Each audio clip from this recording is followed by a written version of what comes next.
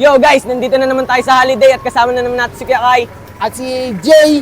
At ngayon, ang bagong segment natin, tatanungin natin ng bawat skater dito sa Holiday Island kung ano kanilang pipiliin.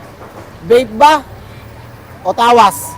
Let's go. Let's go guys, anong pipiliin niya? So guys, may nakita na naman tayo. Super skater guys. Anong pangalan mo kuya? Joel.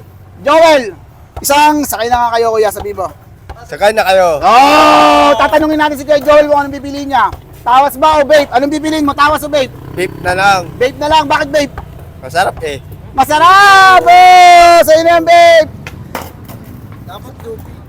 So guys, thank you guys! Thank you! Thank you. Guys, nakain na naman tayo ng...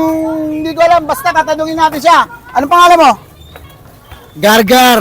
Gargar! Pati yung busura, Gar! Eh!